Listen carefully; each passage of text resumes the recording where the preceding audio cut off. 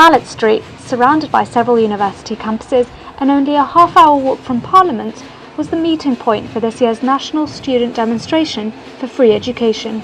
The build-up to this demonstration was controversial, as some feared a repeat of the violent and police clashes in the student protests of 2010 and 2012. But most controversial was the decision by the National Union of Students to withdraw their support only 2 weeks before the demonstration was set to begin. The NUS leadership released a statement saying that they pulled their support due to safety concerns and inaccessibility for their disabled student members.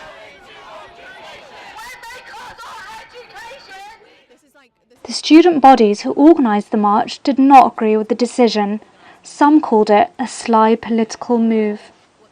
I think the fact that they pulled their support over safety concerns, which the National Campaign Against Fees and Cuts were then able to reveal were actually false, that NUS were bending the truth about things, has kind of, if anything, it's spurred a lot more people to come, a lot more radical people to come.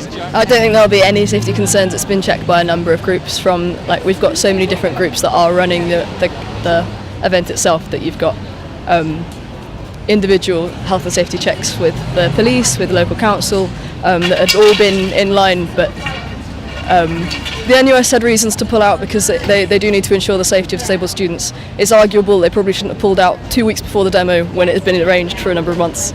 But it's something they have to be concerned about.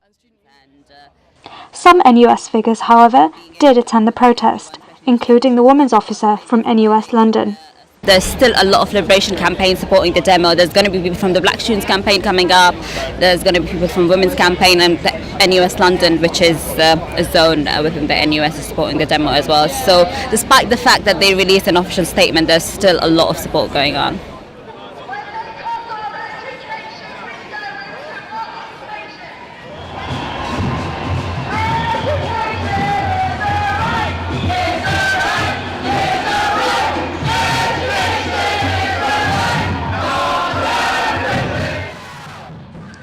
As more students began to arrive, spirits were high and excitement was building up.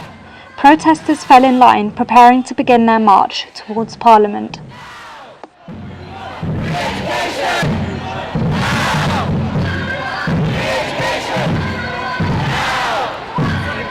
There was already a couple of thousand people here, and hopefully we're looking to see up to 10,000 people, maybe more on the streets, which will be cool. It's still early in the morning, so we'll see how the day goes.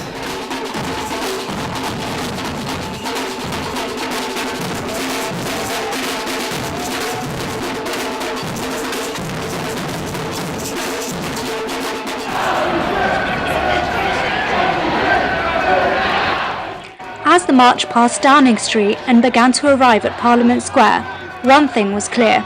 Protesters were angry at the coalition government and the politics that they believed had let them down.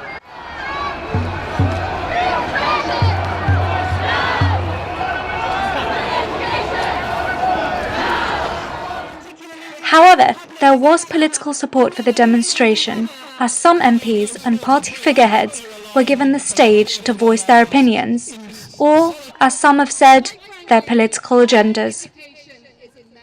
Candidate for Mayor of London, I would bring back the educational maintenance allowance. It's something the Mayor of London could do, and I would do that. I think the cause you're fighting for is very important, and anything that I can do in Parliament to support, I will do. Solidarity.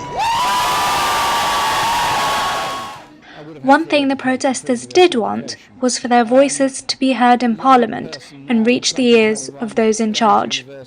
MP Jeremy Corbyn was in Parliament during the march. What I've seen of it, I was in Parliament until it arrived here, so I didn't see the march, but it looked pretty impressive coming out here. I always know a demonstration is successful when a notice goes around the building saying that carriage gates, they're the ones at the front of Parliament, are closed, and members driving in and out have got to use the other exit down there by the House of Lords. I always go, yes, that means there's a good demonstration outside, so I came out. Although the demonstration was generally peaceful and seemed to be a success, there was the suspected run-in with the police, as a section of the protesters stormed Parliament Square and urged students to join them in order to reclaim their square.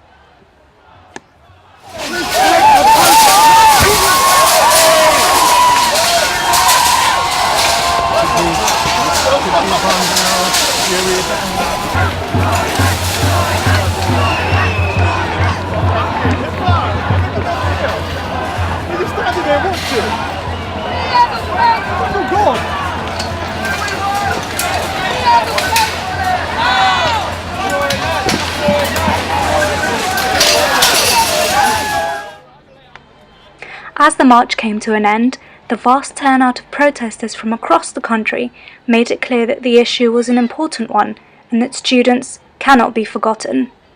One thing resonated and echoed through the empty but open square. The fight continues.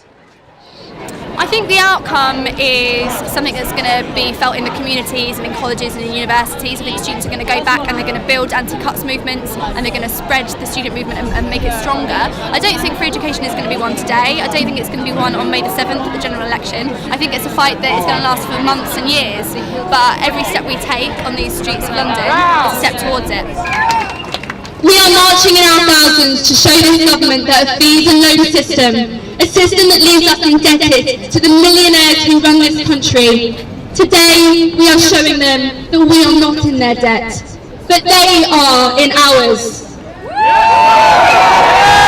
And this will not be the last time that we take to the streets. We will be back.